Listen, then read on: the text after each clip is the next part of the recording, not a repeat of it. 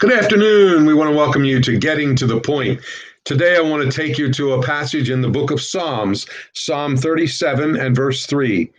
And it says this: Trust in the Lord and do good, dwell in the land and feed on his faithfulness.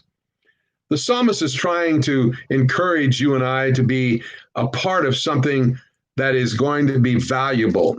And what is that? The first thing we need to see that if it's going to be valuable, it involves our commitment to the Lord. It says, trust in the Lord. Don't trust in yourself. Don't trust in someone else. Don't trust in things.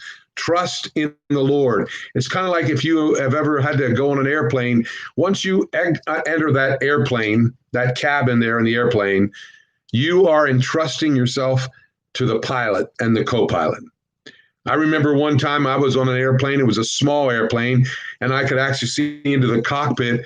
And I remember seeing the co-pilot push one switch one way, and just a few minutes later, I saw the captain flip the switch the other way. And my mind said which way was the right way. But I had to trust in those pilots and co-pilots' actions. And you and I need to trust in the Lord. That means we surrender over our will to his will and to allow him to perform it the way he sees fit. The second thing we have to do here has to do with our conduct. Notice it says, and do good. Really, we can say, do that which is going to be beneficial.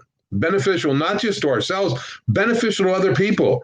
Be those kind of people that are intentional on what we do, intentional on doing things that are going to be valuable in the long run. That word I used in the beginning, valuable in caring for people and just showing that we are interested in them as a person and that we want to do those things that are going to be an asset to them.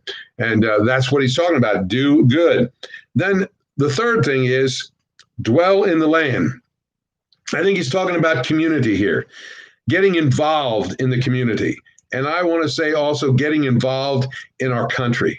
Right now, our country is in tumult. Our country is divided.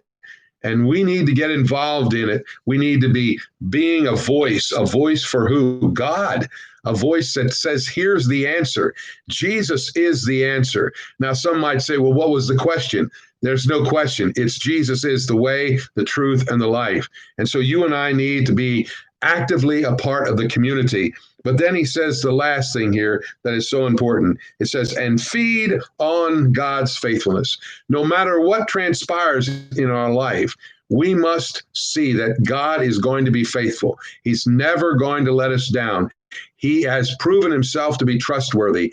He has a positive track record. And you and I need to be feasting, as I believe he's telling us here, feasting on the faithfulness of God. God is always going to be there. He's never going to let us down. He's never going to abandon us. He is going to be reliable. So make sure you and I are found participating in a action that takes us close to the Lord and makes him to be number one. May you have a good day and God bless.